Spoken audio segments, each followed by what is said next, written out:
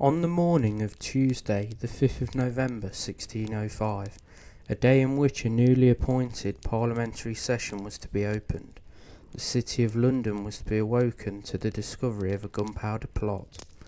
Stirring in the chambers beneath Parliament the night before, a rather mysterious figure called John Johnson was found hiding with a dangerously large amount of gunpowder barrels and with him some matches.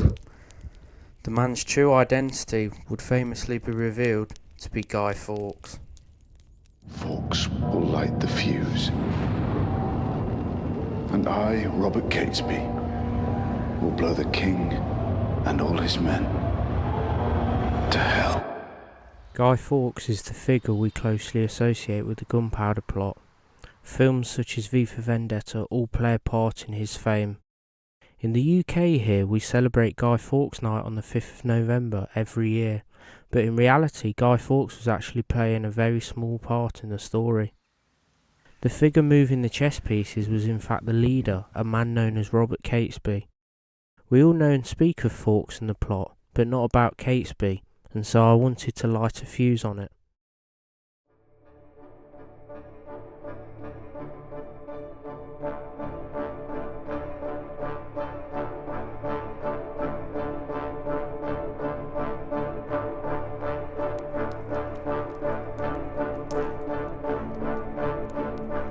After the dissolution of monasteries and the creation of the Church of England by King Henry VIII in the 1530s, Catholics became out of favour and were persecuted for their faith all during the Tudor reign. When Queen Elizabeth I dies in 1603, James I becomes the first Scottish monarch on the English throne. Catholics saw this as a glimmer of hope, not just because it was a big change to a long-standing rule, but because James's mother, Mary Queen of Scots, was a devoted Catholic during her lifetime. From this they could believe that James I, a Protestant king, would show more tolerance to the Catholic faith and religious freedom. This did not go as hoped. It is still forbidden to practice the worship of Catholicism throughout the kingdom. With desperate times comes desperate acts, and so this is how history remembers the time of 1605 when a group of Catholic extremists tried to assassinate the king. By the end of the plot, the Gunpowder Plotters numbered in 13 men. First was the leader Robert Catesby of Ashby St Ledger. Then there was Thomas Percy, a gentleman, his cousin, Ambrose Rookwood of Coldham Hall in Suffolk, Thomas Winter, and Robert Winter of Huddington, Worcestershire, John Grant of Northbrook, Warwickshire, the two brothers John Wright and Christopher Wright, Sir Francis Tresham of Rushton Hall, Robert Keyes, Thomas Bates, the servant to Robert Catesby, Sir Everard Digby of Stoke Dry, and finally, the most famous one, Guy Fawkes. All 13 of these men, apart from Thomas Bates and Guy Fawkes, were Midlands gentlemen. Not much is known about Robert Catesby. He was the mastermind of the Gunpowder Plot, but even then he seems to be overshadowed by Guy Fawkes in history. He was born in or around AD 1572 and was the third and only surviving son to the devout Catholic family. Many works on the Gunpowder Plot state that Catesby was born in Lapworth in Warwickshire, but with no certain proof of this.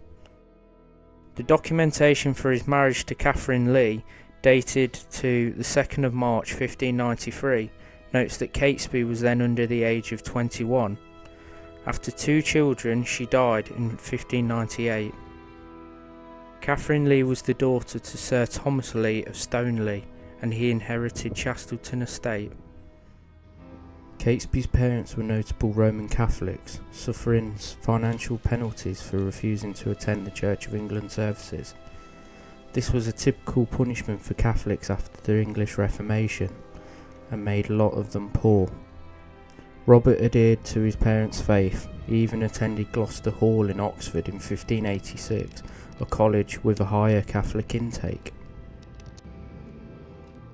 Being part of the Midlands gentry meant Robert Catesby owned several properties across the country, the most notable one being Catesby Manor, now known as Ashby Manor, which still stands today and provides a glimpse into the Catesby's family history.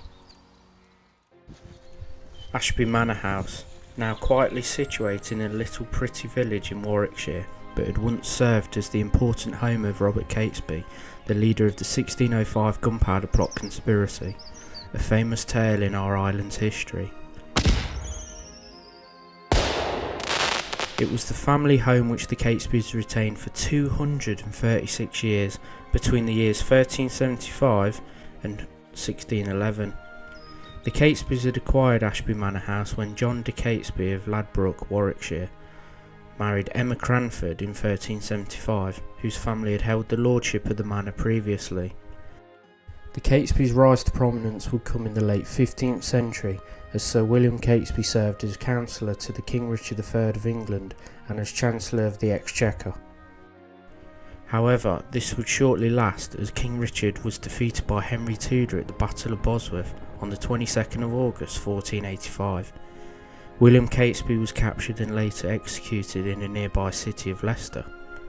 The Catesby family estates, including Ashby Manor, were temporarily confiscated by the newly crowned King Henry VII in 1485, but it wasn't until 1496 that some of the Catesby lands were restored to his son, and thus passed on to Robert Catesby.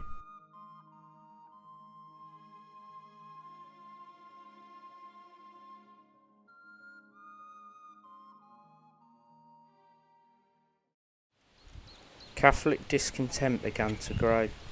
Before the Gunpowder Plot was ever thought about, Robert Catesby was first part of the Earl of Essex's rebellion. This rebellion began on the 8th of February 1601, after Robert Devereux, the second Earl of Essex's treason against the Queen.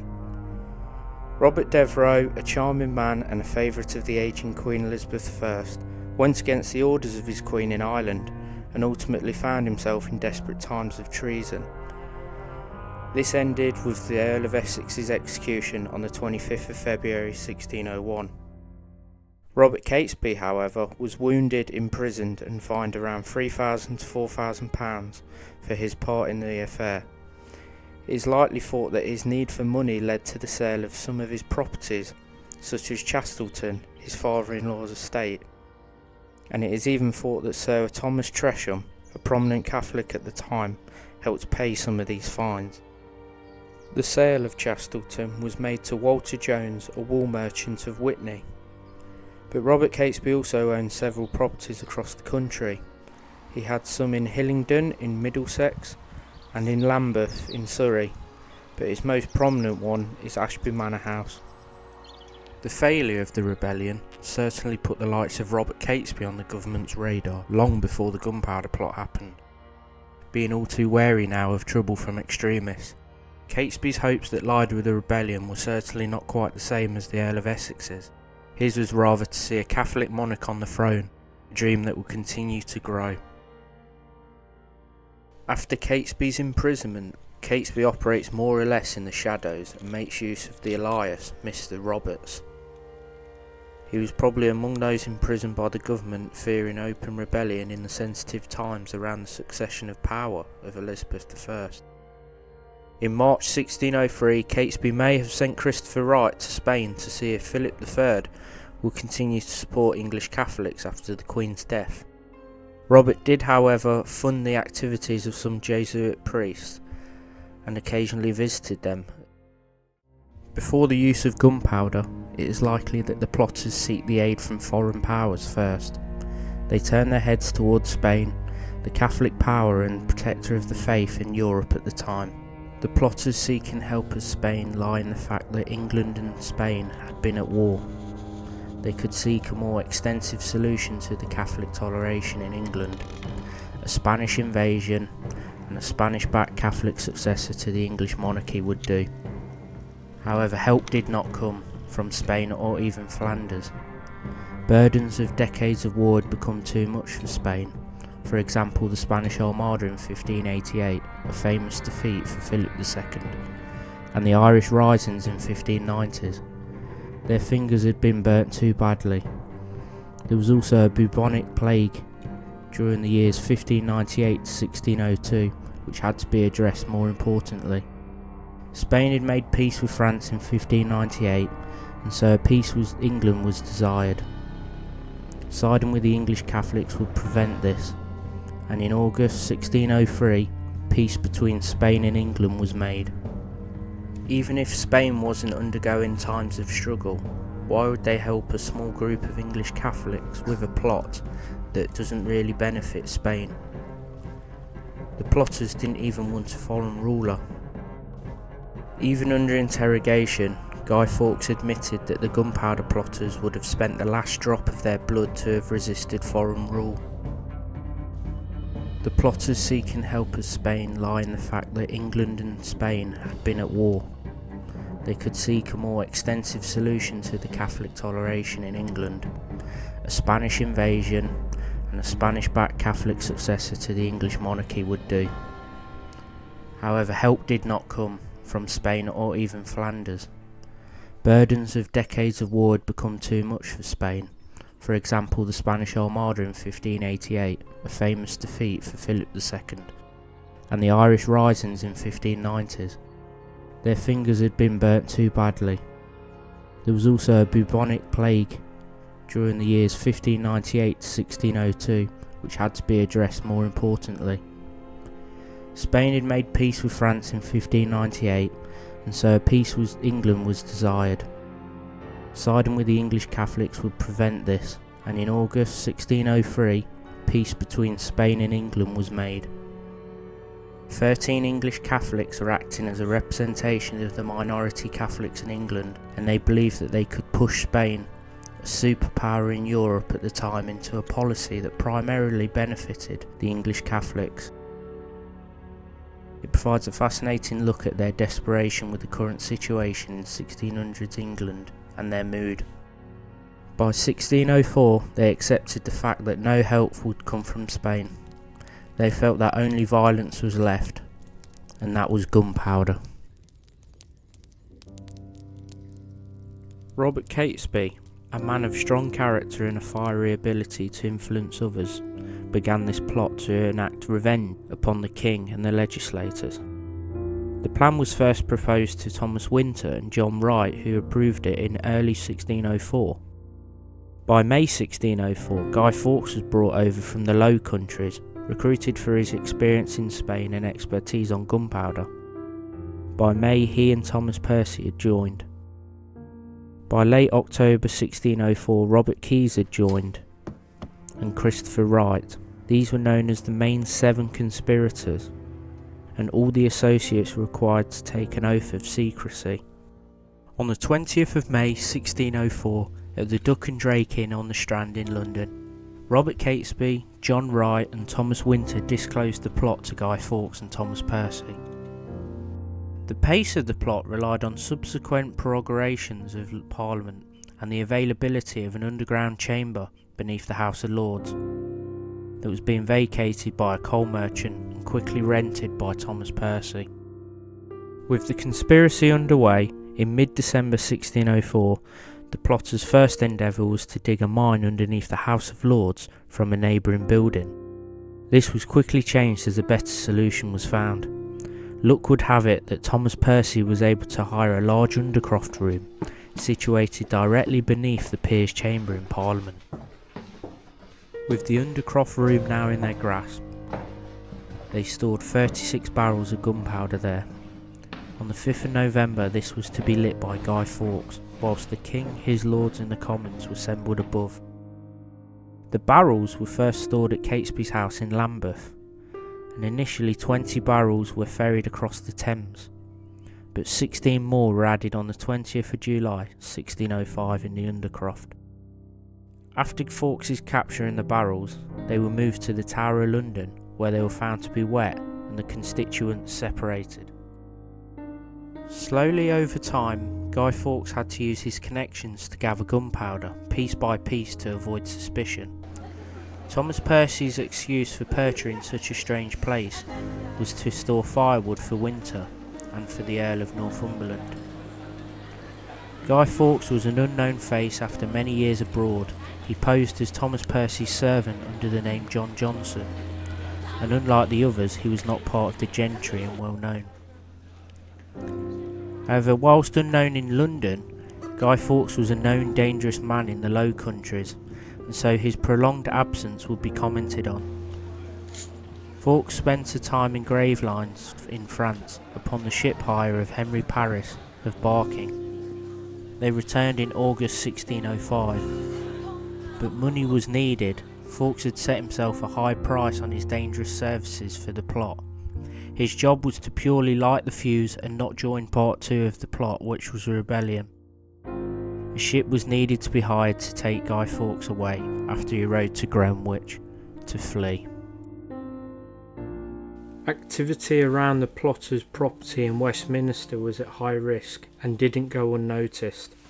The plotters narrowly escaped discovery on the 4th of September 1605, when one man named John Shepherd saw a boat lie close by the pale of Sir Parry's garden, and men going to and fro the water through the back door that leadeth into Mr. Percy's lodging. Though being sick and late in the day, John Shepherd did not regard it, and the plotters got away. What Shepherd is likely to have seen that night must have been Robert Guise's boat bringing over the gunpowder from Catesby's storage in Lambeth, and with it Guy Fawkes carrying it into the cellar by the garden entrance. At this point in the plot, a lot of money was spent, whilst the additions of new members such as John Grant of Northbrook, Robert Winter of Huddington, and Thomas Bates, the servant of Robert Catesby, were all skillfully selected by Robert. The financial burdens pushed the plot into riskier territory, the enlisting of very wealthy, even more powerful men that will come into the fray. These last 3 members are Ambrose Rookwood of Coldham Hall, Everard Digby of Keythorpe, and Sir Thomas Tresham of Rushton Hall. An approximate plot funds amounted to around £30,000 in coin and promises. Everard Digby would give £1,500, men, horses and armour. Ambrose Rookwood would match this near enough the same, and Thomas Percy squeezed another £4,000 from the Earl of Northumberland's rental, who was unaware of the forced levy at the time. Other sworn conspirators added what they could, and even some wealthy friends contributed towards the rising without knowing about the plot itself. It was at Gayhurst Manor where Robert Catesby used his charm to flatter and recruit Everard Digby. They were very close friends. Everard was a respected man with a considerable amount of wealth that would be used to buy Coton Court in Warwickshire as a central location in the West Midlands to manage operations, as well as store weapons, horses and ammunition. A key part of the plot for Digby was to arrange with Catesby a mock hunting party at Dunsmore Heath. They invited the Midland Catholic gentry, and once the gunpowder went off, they were to be told and hopefully join the Catholic uprising. This fake hunt also doubled to serve another crucial task: to capture the Princess Elizabeth. This is phase 2 of the plan, which is rarely known about because of the famous failure of phase 1 and Guy Fawkes. The Princess Elizabeth was just 9 years of age at the time of the 1605 Gunpowder Plot. She was the daughter of King James I, and whilst a non-Catholic, the conspirators planned to convert and manipulate her as a figurehead for use. The problem in this plan was Sir John Harrington. He became the guardian protector to Elizabeth around 1603-1604 and looked after her at his estate at Coombe Abbey, just outside the city of Coventry. Harrington was invited to this mock hunting party, a way to get him out of Coombe Abbey and into the hands of the plotters. This hunting party would then ride upon Coombe Abbey and kidnap her. The meeting place for all of this rising to unfold from was the quiet village of Dunchurch. The conspirators chose the village simply due to its location, as we can see that Coombe Abbey was within striking distance from here. Dunsmore Heath hunting party could be staged nearby to the west, and the commanding centre of Catesby Manor at Ashby St Ledgers was close to the east. It was an important staging post close to the old Roman road of Watling Street. connecting London to Chester and basically the whole Midlands. On the night of the 4th of November, the plotters would flee London on horseback and travel up Watling Street to rendezvous at the Old Red Lion Inn in Dunchurch. There they would await the news of Guy Fawkes' success and ready the hunt. But as we all famously know, the plan that the conspirators had gambled their wealth and lives upon did not go to plan. A key part where the plan started to unravel can be pinned down to the 26th of October 1605 during a dinner party at Lord Monteagle's house in Hoxton. It was here Monteagle received an anonymous letter from a tall dark stranger outside. The contents of this letter was an easily decoded riddle that Parliament was to be blown up and suggest he find an excuse not to attend Parliament that day. Out of shock, Monteagle left and rode directly to Whitehall, where he handed the letter in to the Privy Council, informing Robert Cecil the spymaster and then King James I himself. Historians debate over who wrote this letter. There are three possible answers. The most plausible answer, and one that we all seem to sit upon, is that it was one of the conspirators themselves, namely Francis Tresham, trying to save his brother-in-law. He even expressed anxiety around the idea of blowing up Catholics in Parliament. Someone like Tresham could state that he didn't write the letter himself, which could be true. However, he could just get a servant to write down his words. We do not know. Other suggestions are that Monteagle himself, after hearing inklings of a Catholic plot, had written it. As a result of this loyalty, he was rewarded £500 a year for the remainder of his life.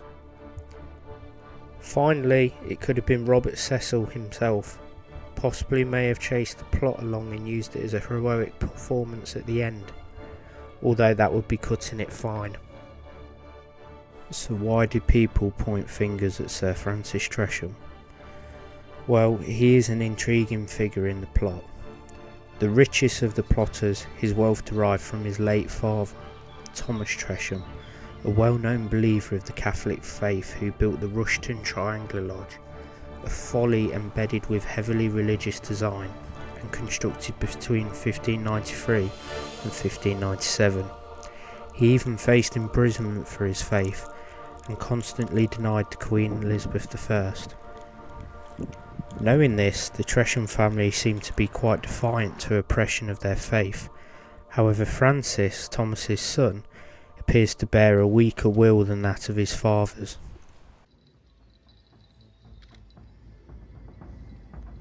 Francis Tresham had joined late in the plot, likely a meeting between him and Catesby at Rushton Hall on the 14th of October. He was seen as untrustworthy and hesitant to the cause, offering only money and an express concern for fellow Catholics, and his brother-in-laws, Lord Stoughton and Monteagle, who would get caught up in the explosion.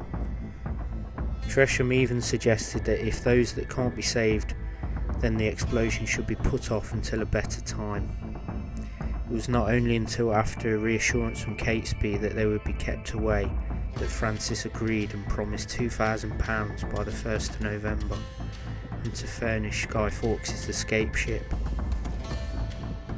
A week later is when the Lord Monteagle event happens.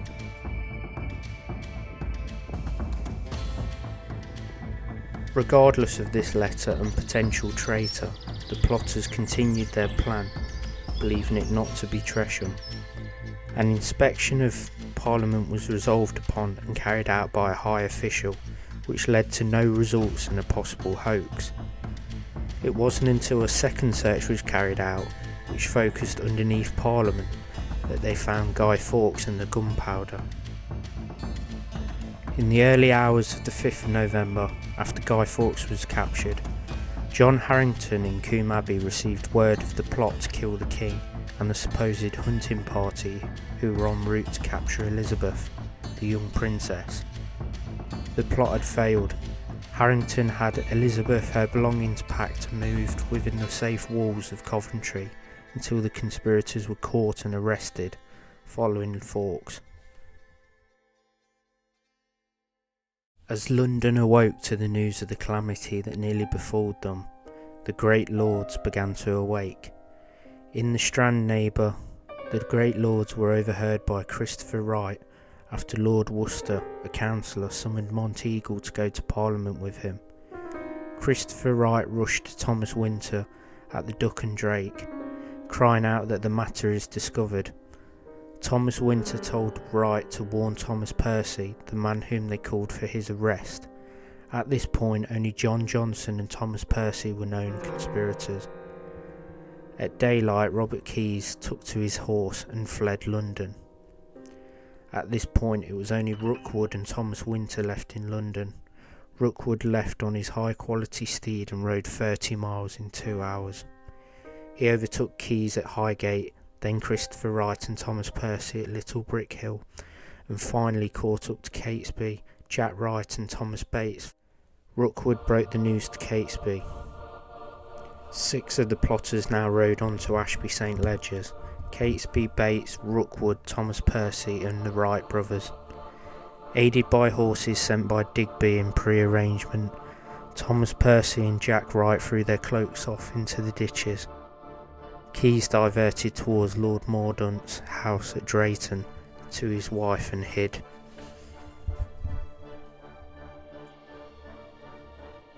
The flight of the conspirators went from Dunstable to Little Brick Hill, Stony Stratford, Towcester, Daventry, Ashby St Ledger to Dunchurch.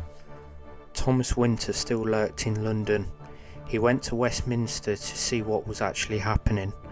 He was checked in King Street by a guard in the middle of the road who wouldn't let him pass. He got to his horse later and left London to catch up with his comrades. He made for his brother Robert's house in Huddington, taking in Norbrook on the way. Robert Catesby and his 5 companions reached the family home at Ashby St Ledgers en route to Dunchurch at 6 p.m. in the evening. His mother, Lady Catesby, was at dinner with Robert Winter there too. According to Robert Winter's testimony, Catesby sent a message that Winter should join him in the fields at the edge of the town, leaving his horse.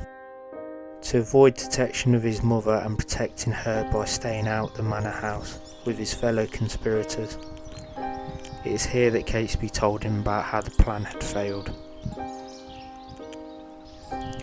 When I visited Ashby St Ledger, I could imagine Robert Catesby wishing his family farewell from a distance, stood atop of the gatehouse before making his flight on his horse back again.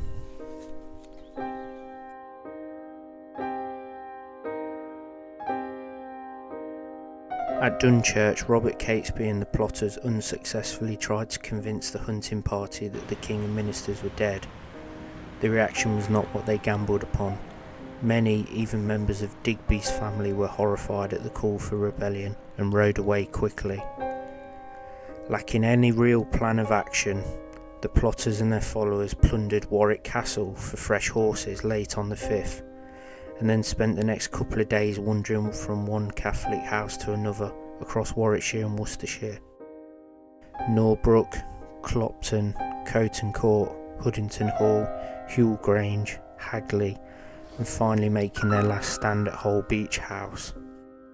Here, as they rested on the evening of the 7th of November, an accidental explosion of gunpowder which they were drying too close in front of a fire, ending up injuring some plotters.